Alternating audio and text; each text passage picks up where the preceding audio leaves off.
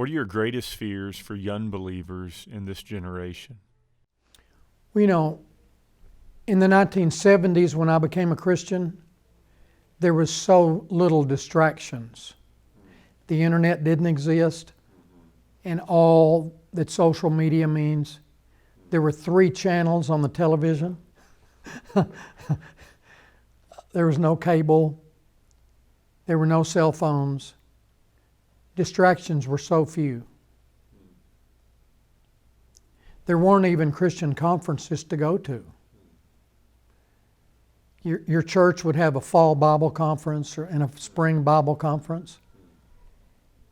There would be student conferences, but my point is, there are so many distractions today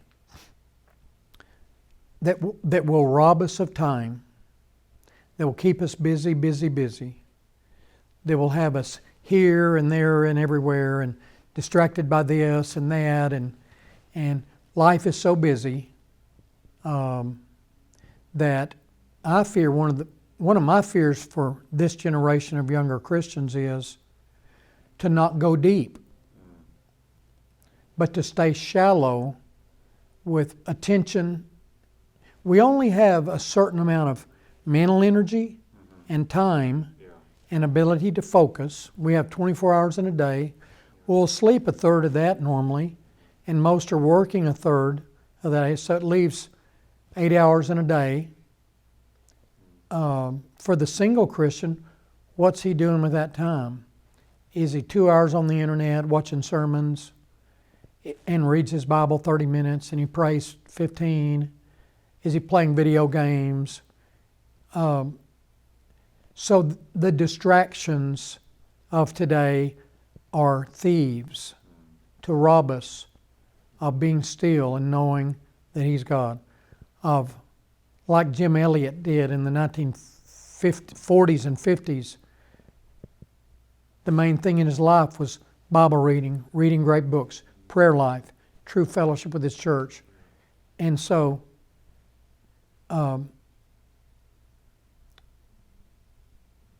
the Christians that have impacted me the most are those who have excelled in the few things that are important.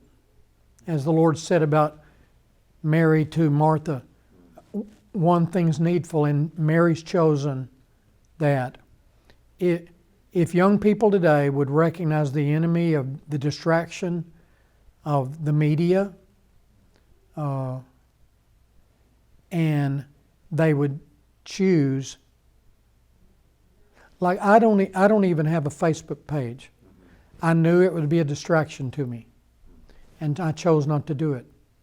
It can be used by the Lord, but I've seen people be on it for 2 hours a day, reading posts, posting things, and they're doing it for the gospel's sake. They don't read their Bible and pray 2 hours a day.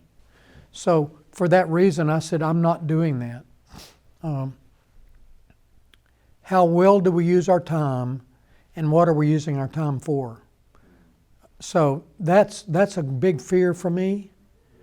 And along with that, there's so many voices calling that are like new fads in Reformed Christianity, new fads in evangelism, new young eloquent preachers that seem so good, and they make you laugh, and they're so engaging,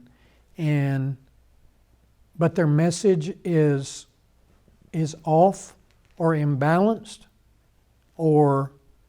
and young people can be lured away from the best.